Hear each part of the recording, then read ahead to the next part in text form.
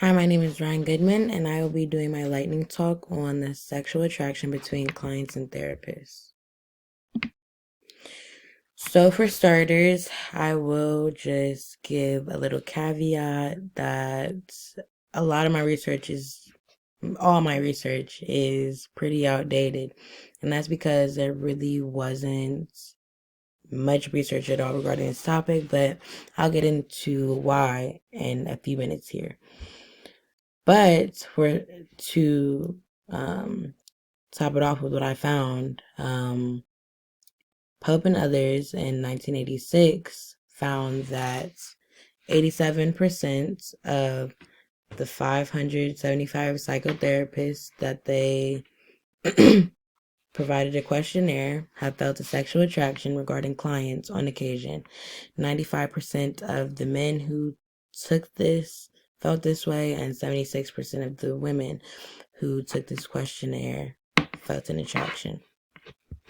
Similar research found in 1994 by Rodolphus stated that 88% of psychologists had felt a desirability for clients at least once, found by Gio and Davis in 2001. Clearly, the first statistic is more relatable though, because it is in the same profession. So here are some effects that come with the negative views regarding attraction to clients. It's made out to be taboo, and because of this, feelings of guilt, embarrassment, and shame come about within the therapist. This in turn can also turn away therapists from even discussing these feelings with their own personal therapist. Countertransference anxieties can develop, and this in turn can affect the way that therapists relate to their clients and how they conduct therapy, which can put a complete halt in the therapeutic process, and it's not serving to the capabilities that it can. It can also turn the therapist into being cold and unnatural. And none of these feelings are good qualities of a good therapist. They can also influence the choice of clients. So, turning down a client you think is attractive because that'll be wrong. And you should not feel this way towards your clients. And in turn, I keep saying in turn. And so, you turn down and just deny somebody you could have helped significantly. And also, there's very little research on acknowledging attraction to a client. This is because it's made out to be taboo. So it's not really brought up. People don't really want to think about the fact that it could happen.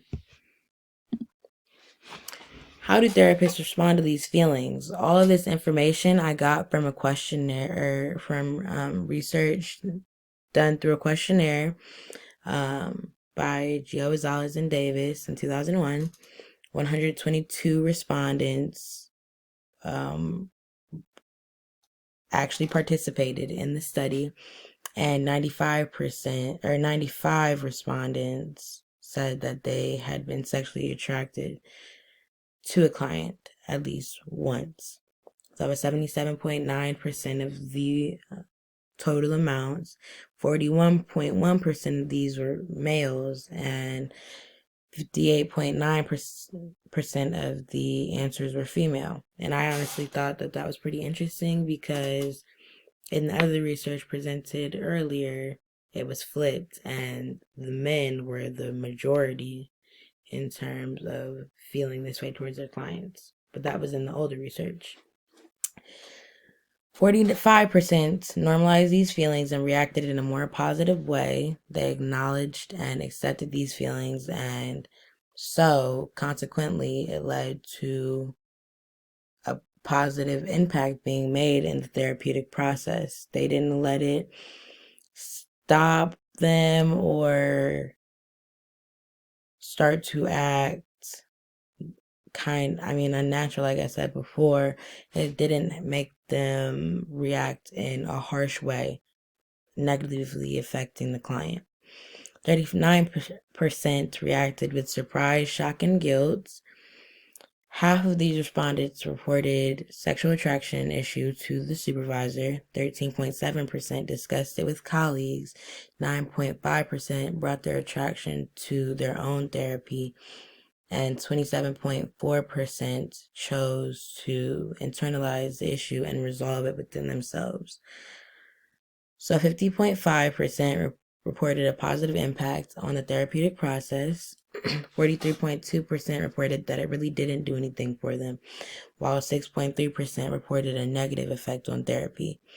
I thought the number for the negative effect would be higher, but it just shows you how times have changed even within the time frame of the two articles that I had, because that's almost a 20-year difference between them.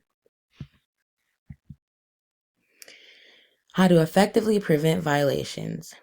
These are all things that Pope and others believed should be followed in order to successfully go about this.